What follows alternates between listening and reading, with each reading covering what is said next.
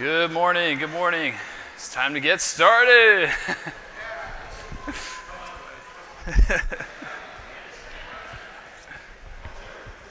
All right.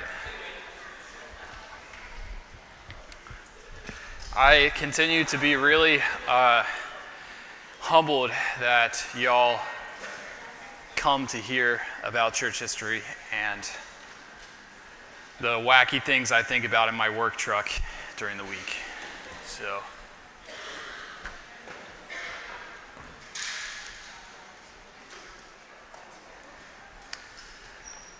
all right, let's get started with the word of prayer quickly. Dear Lord God, we praise you. We thank you for this morning. We thank you for getting us up out of bed and putting the breath in our lungs. We do thank you for the lives that we have and for the abundance that we live in, Lord. We thank you that Christ Jesus abides within us as we abide in him. And we thank you for this church and this gathering of believers as we seek to learn more about your world and about how you gathered your people from all over the world to worship you. So may this lesson be edifying. In Jesus' name, amen. All right.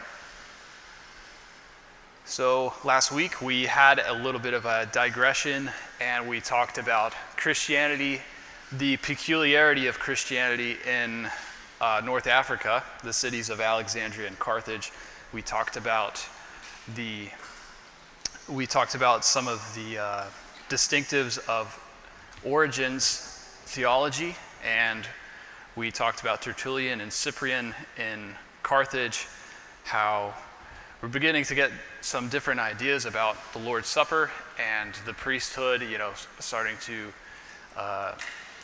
develop an idea of how maybe the priesthood is translated into the presbyters and bishops of their day. And so today we're going to keep moving on. Those figures of Cyprian and Origen are going to crop up again in this lesson, as they were born around the end of the 2nd century and they lived on into the 3rd century. And in this lesson,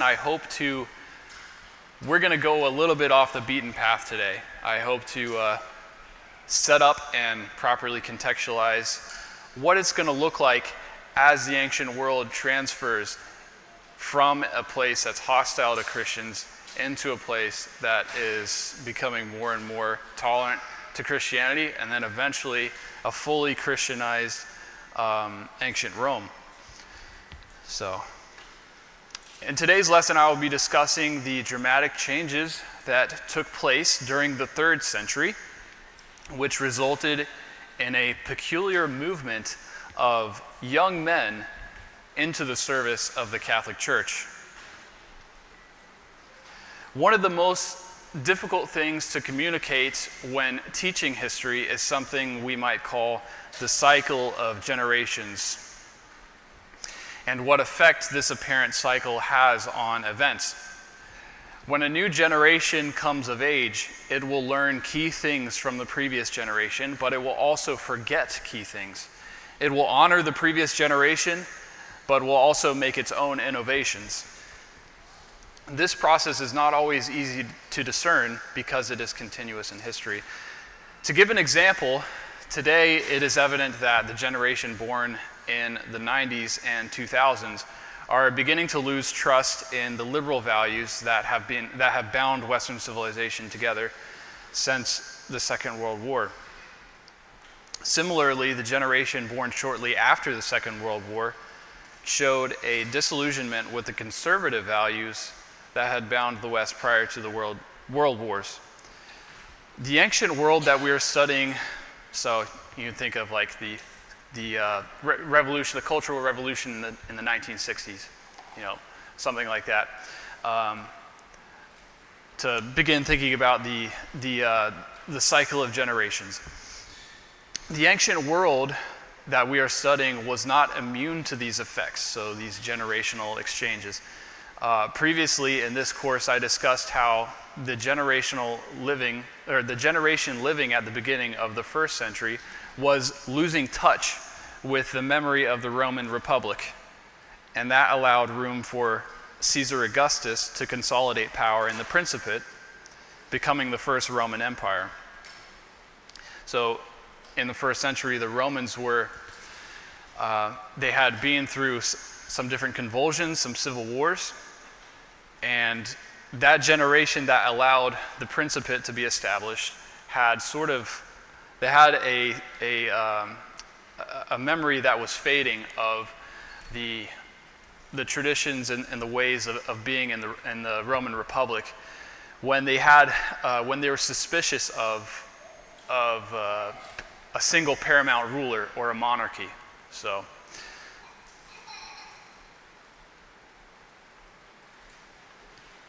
the course of our lesson has brought us to another historic generational shift that brought Rome out of paganism, out of traditional paganism, into an era when Christianity was the dominant force in culture and society. The historian Edward J. Watts called this the final pagan generation. So it would have been around the beginning of the 4th century. The people born around the beginning of the 4th century, that's who he calls the final pagan generation. There was a generation of men and women who were born into towns and farms where incense was burned for the traditional gods, and where school children were required to recite the myths of Jupiter and Minerva. Those same men and women would have died in a land where Christianity had become the dominant force. And I think that's a remarkable thing to think about. The children of this final pagan generation would have lived to see cities.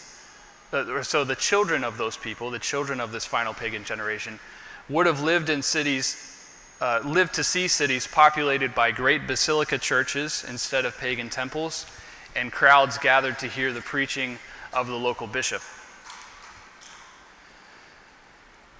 So, there's a question, is this a Christian revolution going on in Rome? I don't think you can call it a revolution necessarily, because the change is rather organic and it's a gradual change, but it is there is some sort of a stark contrast nonetheless. That's why I kind of compared it to the baby boomers who experienced the 1960s, because I don't know if somebody can relate to this, but the boomers sort of were born into a world where, let's just pick one example, where the traditional organization of marriage, the traditional sexual ethic, one man and one woman getting married and having children, was honored in general in society. And then you are experiencing old age where that has sort of started to break down. So it's a similar sort of contrast that you have going on here. You would have had a generation that was born into a world where traditional paganism was the dominant force, and then you would have died in a world where Christianity was the dominant force. So many of the heavy hitters, the most potent voices of the early church, were children born during and directly after this cultural and political shift. Men that we will study in the following lessons, such as Athanasius, Chrysostom, the Cappadocian Fathers, Ambrose, Jerome, and Augustine, to name a few. But how can we explain such a dramatic event in the polity of Rome? There were two major factors: the event recognized as the 3rd century crisis, and the emergence of something called ascetical life. Both of these events provided the conditions for an extraordinary youth culture to bloom in the middle of the 4th century. And yes, you heard that right, a youth culture. So we're going to talk a little bit about that today. And it would go on to shape the future of Christendom. In this lesson, I will first discuss the 3rd century crisis and its aftermath, and then I will discuss the details of ascetical life, more commonly known as monasticism. So, The third century crisis refers to a nearly 50-year period beginning in the year 235. It is called a crisis because it involved severe political and economic stability in the empire. A loss of faith in the government of Rome, combined with the advancement of Rome's hostile neighbors, brought about hyperinflation, border conflicts, and repeated wars of succession. During this time, the traditional dynasties that filled the office of emperor were exchanged for a more militaristic class of men, and the office of emperor was traded rapidly between different Roman generals. So the actual height of power in the Roman Empire is transforming into a more militaristic position. It's always been pretty militaristic, but there's a shift in that it's not dynastic anymore. It's not dynastic elites or these sort of older families that are controlling the imperial power. These changes came with certain consequences for Christians throughout the empire.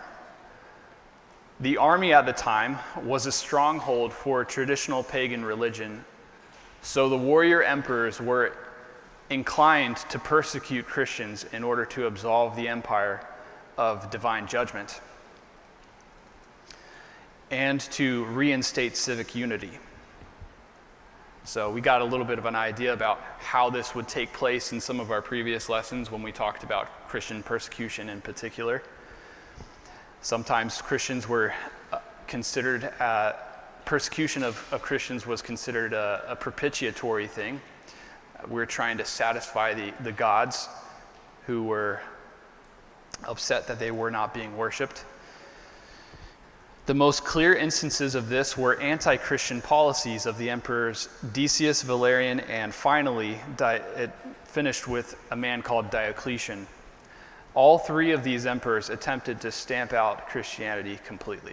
So we experienced persecution in the past, but in the 3rd century, it's really going to reach, at the reach of fever pitch. It's going to be, the most difficult period that the church has experienced up until that time. It was during the Decian persecution that Origen, if you remember, we talked about Origen and Cyprian. They were both apprehended and eventually martyred. An empire-wide pandemic called the Cyprian Plague was named after Cyprian, as it was thought that Christian impiety was the cause of the plague. The scope and rigor of these persecution efforts is often cited, people often point to these persecutions as being evidence that Christianity is becoming more prominent, because these persecutions would focus a lot of the time on the noble houses, because the noble houses are starting to involve Christians. There are Christians in the imperial court. And so these look a little bit like what would you call it? They look a little bit like political violence in a way.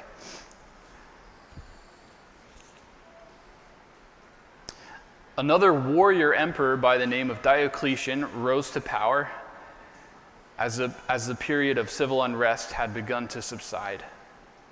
Diocletian, this is a bust of Diocletian from the 3rd century. Diocletian saw an opportunity to reform the government. This is a very ambitious man, and he sees an opportunity near the end of the 3rd century when they've begun to control the contracting borders that they have, and he realizes that if Rome is going to survive and continue, he has got to change things up a bit. And he did so by solving the wars of succession. So we have this period in the 3rd century where it's a 50-year period, and I think they have something like 60 different emperors during that period. You have 1 year where you have 6 different emperors. Can you imagine if you had 6 different presidents in a single year? Yes. Do they die by natural means, or they pretty much kill each Pretty much killing each other, yeah. Most of the time it's by assassination. These are Roman generals, and so they're very familiar with the ways of warfare. And also the political class the political class in Rome operates in that way, traditionally. So he wanted to solve these wars of succession. There needed to be a consistent executive or figurehead of the government. And he also vastly expanded the administrative government. So we're going to look a little bit at how he does that. And then the third thing that he does is he tries to revive the currency of Rome. So as I mentioned before, there's hyperinflation, and people are losing trust in their coinage, losing trust in their currency. To solve the wars of succession, Diocletian divided the empire between east and west. Separate emperors called Augusti would rule either side, and they would appoint a protege called a Caesar to succeed them. All right, so you would have an emperor over the east, that's going to be Diocletian, an emperor over the west. I don't remember the names of the first tetrarchy. Does anybody know the names? I think the emperor, or the Augusti in the west is Maximilian, I believe, and then Diocletian in the east. I could be wrong. And then but we're going to talk more about that in the next lesson. And then they have this protege emperor behind them that they're training to succeed them. So this is how he solves this problem of assassinations and succession. This new structure was called the Tetrarchy, or Rule of Four. Diocletian also, as you can see here, he divides the empire up into 12 districts called dioceses. These are administrative districts. Rather, they used to be, this is a change from the provincial system, which were larger pieces of land. So he's starting to divide up the empire into administrative districts, and then he creates a number of new magisterial positions to help govern them effectively. Officers called duces were placed in charge of military affairs, and officers called vicars superintend civilian affairs. By appointing a larger number of officials to a smaller number of tasks, Diocletian hoped to make the government more responsive to the needs of civilians. The large provinces of the empire would no longer be governed by a confined group of senatorial elites. Lastly, to restore trust in the currency of Rome, Diocletian minted a range of new coins. His new system centered on a gold coin that was called a solidus. And then he had intermediate coins and smaller coins. So he had a silver. Well, first of all, that solidus had about 1/60th of a pound of gold. And then he had a silver coin, a silver-clad bronze coin, and 2 smaller bronze coins. Why is this important? Why am I talking about coins in a church history class? Well, we'll get there. This new coinage was created for the purpose of providing a high, medium, and low value currency which held its value over time. The gold solidus coinage was successful, while the lower value bronze and silver coins decreased in value. So this over time. So this meant that the Diocletian economy in the end favored the upper echelons of society. It favored the elite, the wealthy. One success in the economy after Diocletian reforms relied in part on their ability to connect with the imperial administration. So this vast administrative state, you could get by really well if you could plug into that. Those who were able to be paid in gold solidus thrived, and material wealth became concentrated in the estates of the aristocratic classes. Amid these unique circumstances, a brilliant movement of Christian youth began to reveal itself. We're going to see how that happens. The local elite families throughout the Roman diocese were deeply enriched by the expansion of government offices. Many mothers and fathers expected their sons to acquire lucrative careers, which were tied to the reformed government. Although a great number of young men during the middle of the 4th century, lost interest in the system and its promises of affluence. So instead, a number of these young men decided to pursue service in the local church, or in local churches. One of these young men would come to be known as Ambrose, the Bishop of Milan. So Ambrose is a good example of a new breed of church minister that's coming from the wealthy elite classes. Ambrose came from a wealthy senatorial Christian family, and he owned and inherited extensive properties. At the time Ambrose was elected by the church in Milan, he was working as the governor of 2 Roman districts in northern Italy. He was brought to the church at Milan in order to settle a dispute between the Christians over who should become their next bishop. Ambrose was only a catechumen at the time, so he was a new Christian, but the members of the church were so impressed by his leadership, and they were probably, it was a dispute over Arianism versus Nicene Christianity, which we're going to talk about in the next lesson. But they were so impressed by Ambrose that they elected him, or they insisted that he become their new bishop. This is important, okay? So Milan in particular was a model town for the new imperial system that Diocletian established. Ambrose wielded his status among the imperial magistrates in the city. As the bishop, he functioned as a uniquely gifted intermediary between the lower, middle, and upper classes. He could organize elites to provide money and grants for building projects and charitable funds, and he could similarly organize the common people to shift public opinion and support. Bishops like Ambrose were able to use their access to resources and authority to grow and benefit the church. What once was an occupation reserved usually for middle-class men would increasingly be pursued by individuals from the upper echelons of society. In time, these socially advanced bishops would actually begin to take over the civil administrative duties in the provinces that were usually, if you remember, there's those deuces and there's the vicars. There was also prefects, lots of different administrative positions. Over time, the bishops would start to fill that role.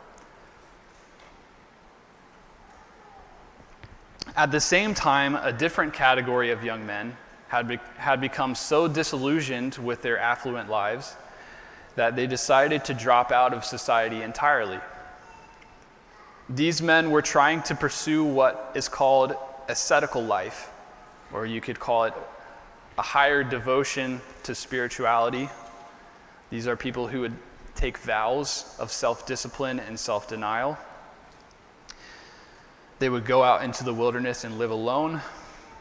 They would fast and pray.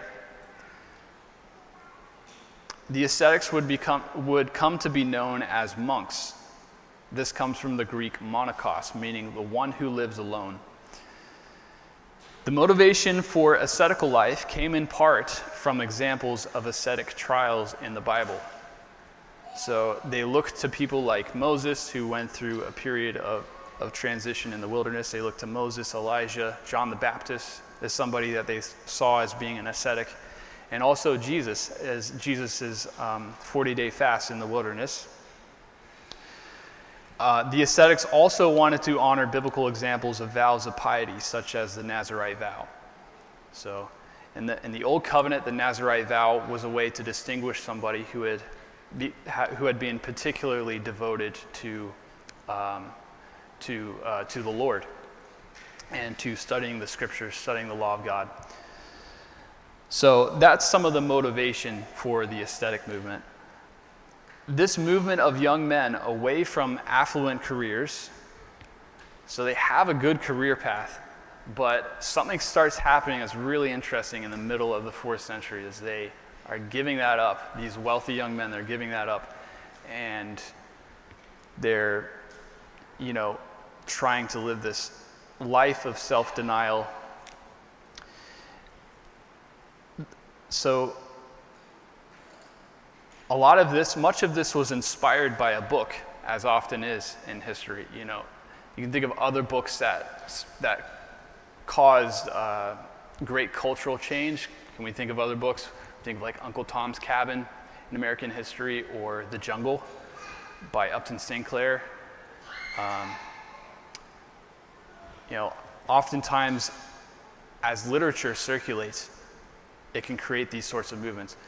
This book was called The Life of Antony. Life of Antony.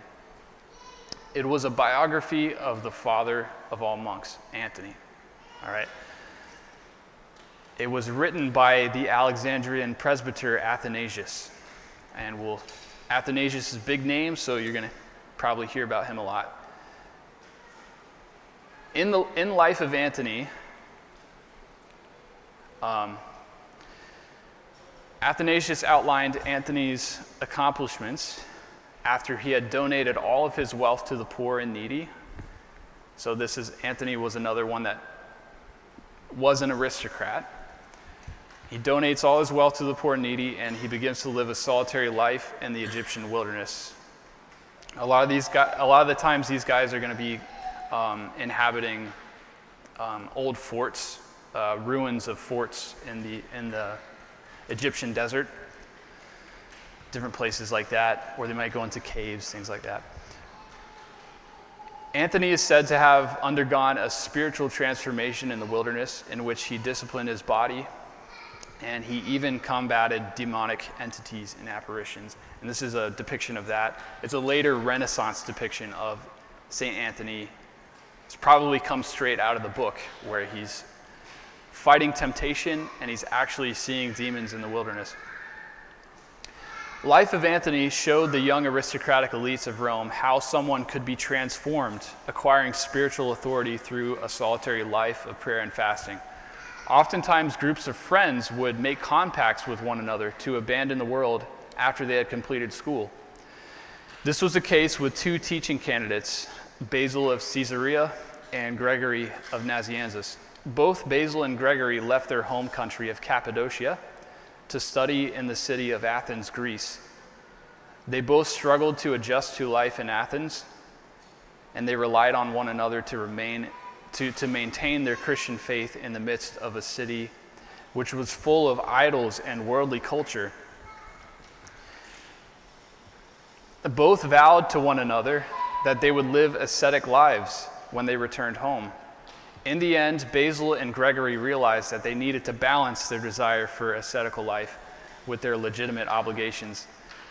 When Basil invited Gregory to live with him as a monk in Pontus after their schooling, Gregory wrote back that he had unintentionally lied to him and that, quote, "the law that commands us to care for our parents trumped the law of our companionship and intimacy," unquote.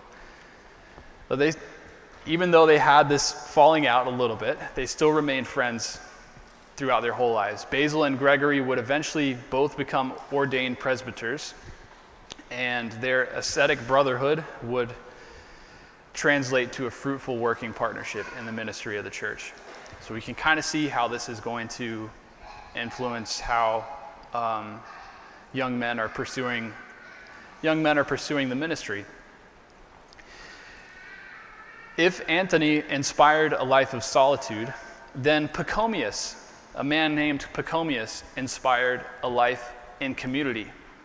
There are two main types of ascetic life that emerged in the 4th century. They were eremitical monasticism. Think of the word hermit. That's where the word hermit comes from, eremitical. It comes from the Greek word eremia for desert. That means desert. Sometimes these are called anchorites as well. And the next form of asceticism was called cenobitic monasticism. This comes from the Greek words koinos and bios, meaning common life. So instead of wanting to live alone and separate, these were people that wanted to congregate and help one another out.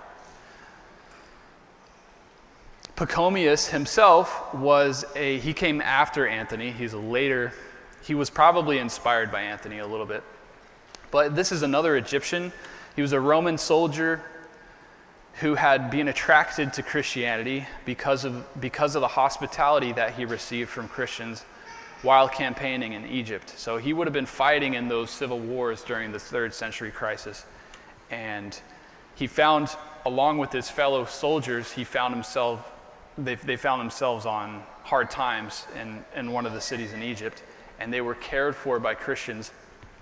So this deeply affected Pachomius.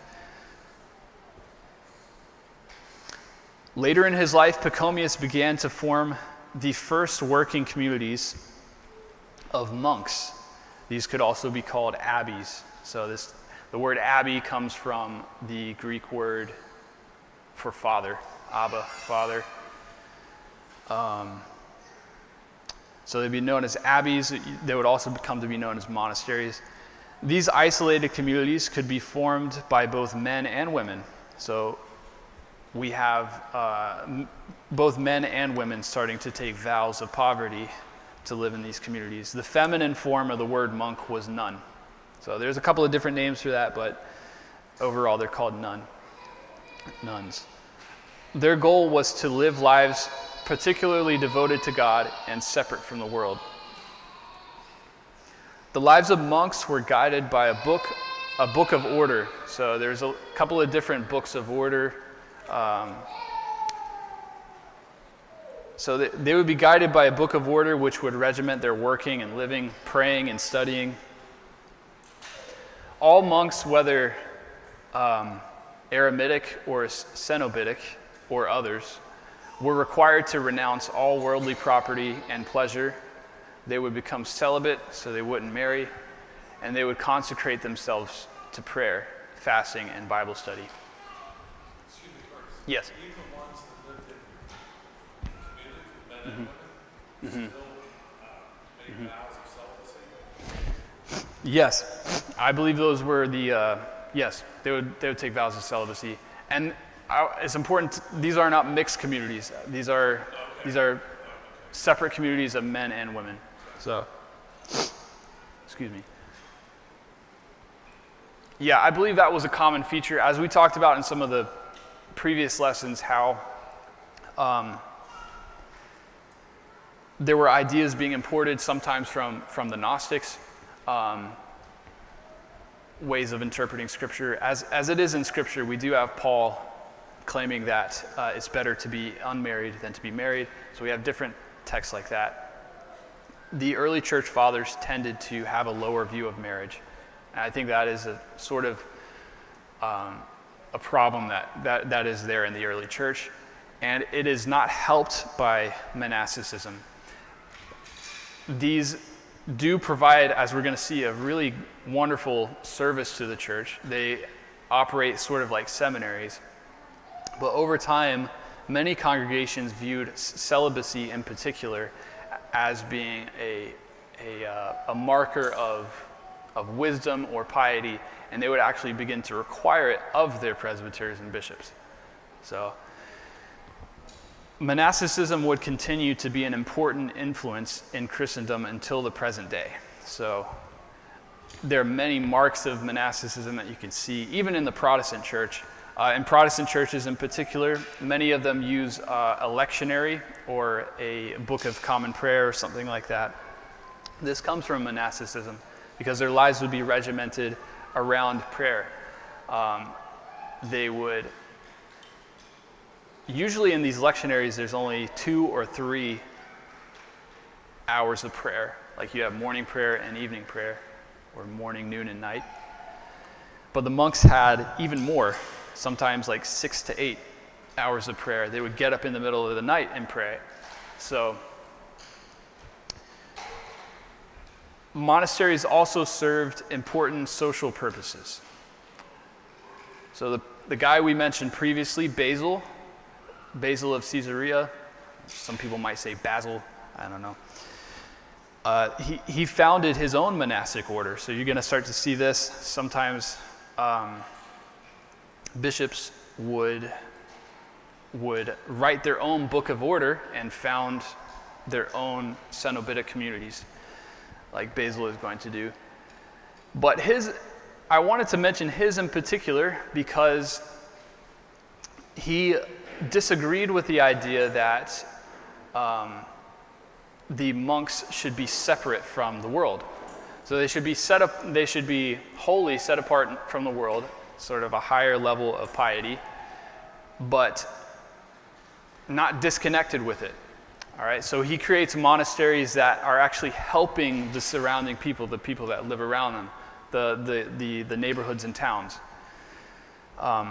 Previously, with guys like Anthony, people would actually come to Anthony in the desert, or the desert fathers, as they call them, and they would come to them to maybe get wisdom from them, but also to bring them food, because they're out there just starving themselves pretty much. So that type of eremitic monasticism was brutal at times. These guys are starving themselves, and they're living out there on their own. But anyways, Basil is different.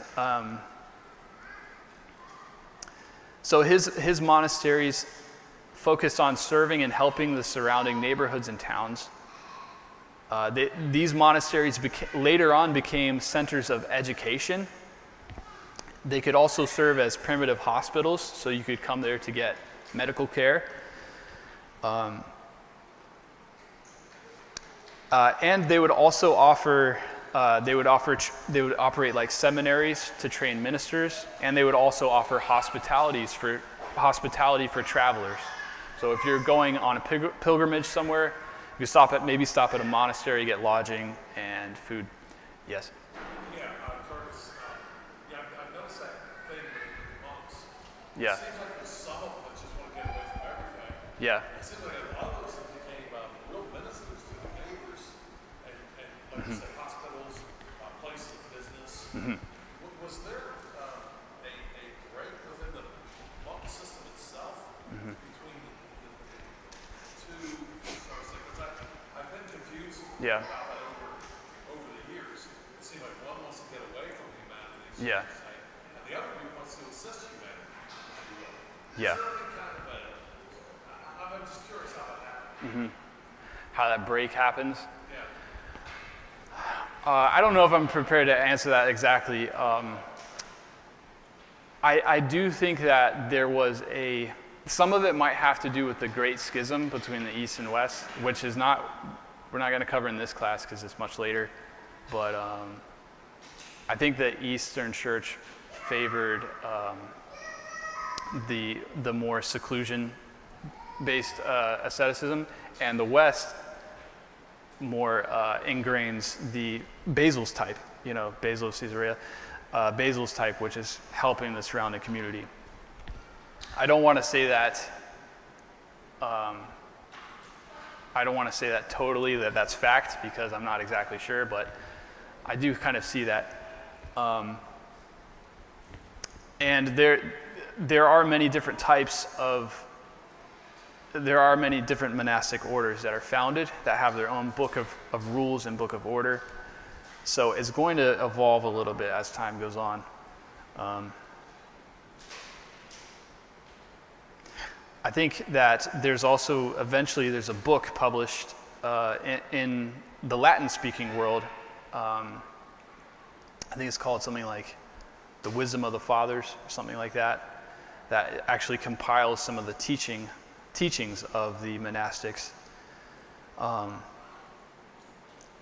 So as this progresses, so we see that you can receive hospitality as a traveler, you can receive medical care.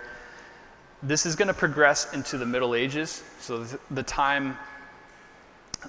the Middle Ages begins as the imperial system of Rome wanes and it starts to break down.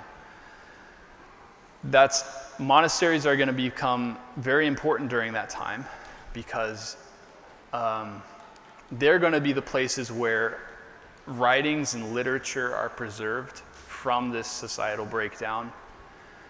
You're going to have barbarians and you're going to have the government overturning. You're going to have wars and fires and things like that. So it's a big opportunity for education and literature to start to disintegrate a little bit. Monasteries are going to help to keep that together and preserve some of the literature and Western culture. These are also going to be the places where monks are copying manuscripts as well. So older writings, they're going to be copying manuscripts of the Bible, but they're also doing secular texts as well. So in addition to this, they would become the operation centers which sent out missionaries into unreached pagan lands. All right, so our study today has demonstrated the remarkable providence and wisdom of God. Proverbs 21:1 tells us, "The king's heart is a stream of water in the hand of the Lord. He turns it wherever he will." The rulers of Rome during the 3rd century were determined to completely end the Christian church altogether. And in turn, their policies led to a new era of Christian prosperity. The young men who would turn away from the lucrative careers in the Reformed Empire would go on to shape and guide the church as it became the official religion of the Roman Empire. As it expanded out into the unreached regions of the world, as it expanded out into the unreached regions of the world. In the next lesson, we will see how a new breed of Christian emperor would come about to support Christian activities and how the church would become more organized to confront Christological heresy once and for all. That's what we're going to talk about in the next lesson. Are there any more comments or questions anybody has? Yes? Yeah, one, and maybe this is a little bit of a rabbit trail, Yeah. so it's okay. The idea of the ascetics, I can sort of see their idea when it's John the Baptist, Yeah. Moses, there's Paul, whatever. But each one of those men emerged eventually from their asceticism Yeah. to really affect a lot of people. They were really effective people.